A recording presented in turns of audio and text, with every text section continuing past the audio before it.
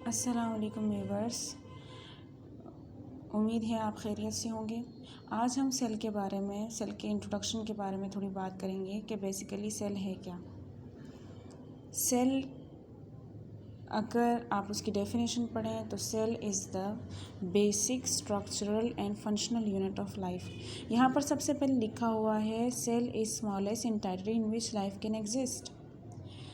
अगर हम सेल के बारे में बात करें कि सेल क्या है, तो सेल एक ऐसा छोटा पार्टिकल है, सबसे छोटा पार्टिकल, दुनिया का छोटा तरीन पार्टिकल जिसमें ज़िंदगी पाई जाती है। अगर हम अमेबा की बात करें, अमेबा सिंगल सेल पर मुश्तमिल होता है, लेकिन वो अपने सारे फंक्शन खुद कर सकता है। Intake of food, digestion, ingestion और फिर उसके बाद एक्सक्रीशन भी होती है अमेबा में। अगर कोई आपसे पूछे कि क्या आपने सेल अपनी आंखों से देखा है, तो आप कह सकते हैं कि जी हाँ, मैंने सेल अपनी आंखों से देखा है रादर देन माइक्रोस्कोप। वो सेल है ऑस्ट्रिच का एग, जो कि अबाउट 6 इंचेस उसका जो है उसकी लेंथ होती है, और वो अबाउट 1.5 kg साइज़ में होता है। अगर हम सेल की बात करें तो सेल से हमारे जहन में आता है, मतलब आप ये चीज़ जहन में रख लें कि जब हम कोई घर बनाते हैं तो हमारे घर की एक बेसिक चीज़ क्या होती है, एक ब्लॉक, एक ईंट।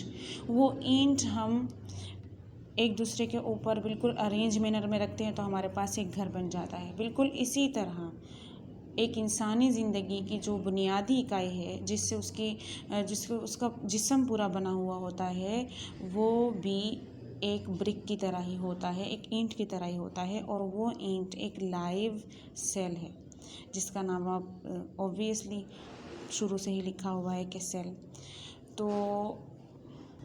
तो जिस तरह से एक घर जब हम बनाते हैं उसमें बिल्कुल अरेंज मैनर में ब्रिक्स पड़े हुए होते हैं, ब्लॉक्स हम अरेंज करते हैं, उसके बाद हमारे पास एक घर बनता है। इसी तरह इंसानी जिस्म के भी जो सेल्स हैं वो बहुत अरेंज मैनर में अरेंज हुए हुए होते हैं, और उससे फिर एक बॉडी फॉर्म होती है।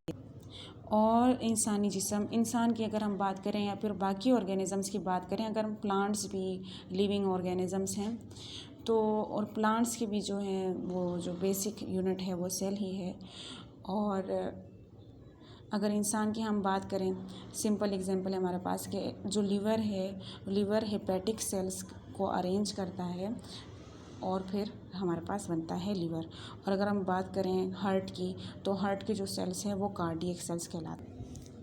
अब हम आगे बढ़ते हैं, cell as a basic unit of life. देख, सेल अभी तक पजलिंग मिस्ट्री है कुदरत के लिए।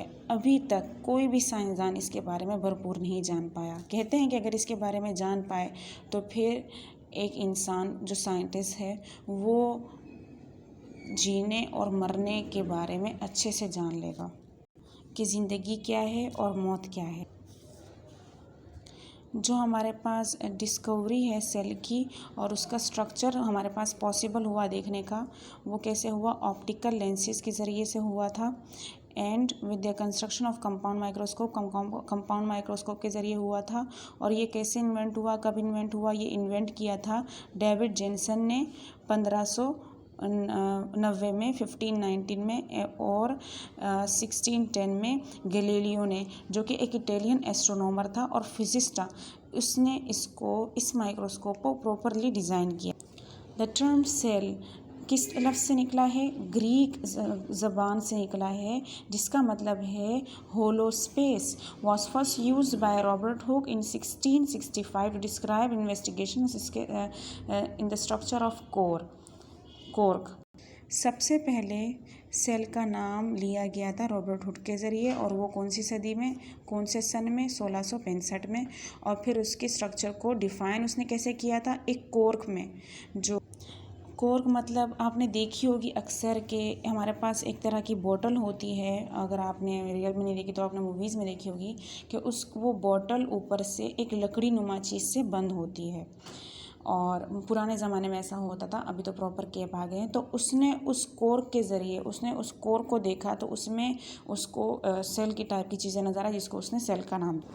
फिर उसके बाद क्या हुआ कि रॉबर्ट ब्राउन, एक और साइंटिस्ट है जिसने 1831 में एक स्फेरिकल बॉडी डिस्कवर की, जिसको उसने नाम दिया न्यूक्लियस का, in the cell of orchid के सेल में the fact that living organism have cellular organization was emphasize surrounded by fluid in the cell. और फिर उसने ये कहा emphasized by Sheldon and Schwann. उस शेल्डन और शवान ये दो और साइंटिस्ट थे, इन्होंने ये बताया कि सेलुलर ऑर्गेनाइजेशन क्या होती है। श्वेन ने कहा ये ऑब्ज़र्व किया कि जो न्यूक्लियस है वो सराउंडेड हुआ है फ्लूइड के सेल के अंदर। न्यूक्लियस सेल के अंदर होता है ऑब्वियसली, और ये एक फ्लूइड के इसके इर्द सराउंड हुआ होता है। His observation this change the definition of cell. He describe the cell as a structure which consist of a nucleus surrounded by semi fluid substance enclosed by membrane. फिर इसकी इस ऑब्जर्वेशन ने सेल की पूरी definition को बदल दिया। उसने फिर बाद में फिर ये समझा जाता था कि सेमी फ्लूइड पाया जाता है न्यूक्लियस के इर्द गिर्द। फिर उसके बाद it was pointed out that the structure of the cell animal and plant similar with only one difference. फिर उसके बाद ये जाना गया कि जो एनिमल और प्लांट सेल हैं ये बिल्कुल एक दूसरे के जैसे ही हैं, लेकिन इनमें एक चीज़ मुख्तलिफ है, और वो ये है कि प्लांट सेल में सेल मेम्ब्रेन के साथ साथ सेल वॉल भी पाया जाता है ऑब्वियसली। फिर जो ह्यूमन सेल होगा उसमें सेल वॉल क्या होगा, एब्सेंट होगा। आज के लिए इतना काफ़ी है। Thanks for watching. अल्लाह हाफिज़।